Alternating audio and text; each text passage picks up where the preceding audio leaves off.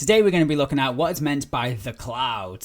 Now, quite commonly when people think about the cloud, the first thing they think of is storage and things like iCloud and things like that. And they're not wrong, but there is way more to the cloud than you probably realize. Not only is it file storage, it is also different services that are available over the internet.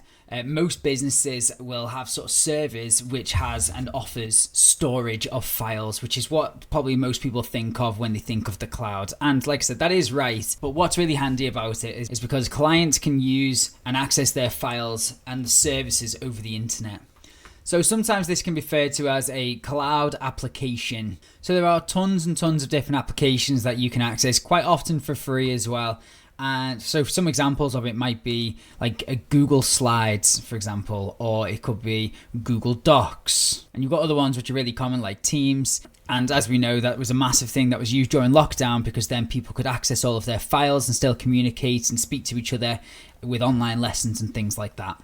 Now, what's handy about it is that some of these applications are actually really powerful. So because of that, they get stored on a powerful server somewhere else. And then even with less expensive hardware that somebody might have at home, they can still access and use these powerful applications because they're actually being hosted somewhere else in the world on somebody else's server. The most common thing that's asked about the clouds in your exam are the advantages and disadvantages, and they can actually hold a lot of marks. They can often be worth 2 to 4 marks for then just the advantages, and then 4 marks possibly on the disadvantage as well. So if we nail this a little bit, then we'll do really well. And if you think every 7 marks is potentially another grade on your exam, then it holds a lot of weight in this bit. So we need to get this right. So we'll start with the advantages.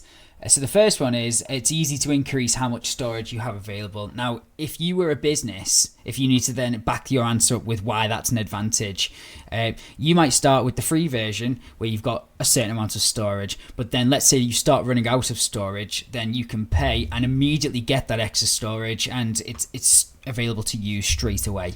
Now, if you've got hardware or storage that you've got maybe within a school or a small business, you would have to pay someone like a technician to be able to manage all of that stuff for you, whereas other IT staff that are working, say for Google, will manage those for you, which is a massive advantage because it's going to save a business a lot of money as the explanation for the advantage. Now, whoever that host is, again, let's say it's Google, they're the ones that will manage the security and all the backups for you. So if there was a problem, then they are the ones in charge of that. They always keep it up to date for you, which is great. So you're always using the latest version of the software, whatever it is that you're using. And finally, as probably the biggest advantage of it, as long as you've got an internet connection, you can access your stuff. So you don't need to carry around like a pen drive with you or anything like that. You just need to be able to log in and then access that service.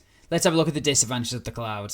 Now, on the flip side to what we were just saying, if you've got no internet access, then you cannot access your things, which is a pretty big disadvantage. Now, we said before that the security is managed by the other company, which is good. However, it could be vulnerable to hackers. Now, if you've got a business which is storing loads of, let's say, large files, videos, then the actual subscription fee for that amount of storage can be quite expensive. Let's have a little practice with it then, and we're going to start with explain 2 advantages of using cloud-based storage. So we're being specific here about the storage elements of it, 2 advantages of it. And then for our second question, I want you to explain 1 disadvantage of using a cloud-based service.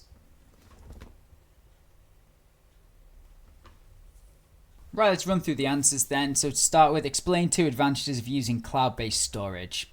Users can access files and applications anywhere with an internet connection, so you could work remotely if you were unwell. And you could have written as well, it's easy to increase how much storage is available, so if more storage is needed, then you could get it instantly.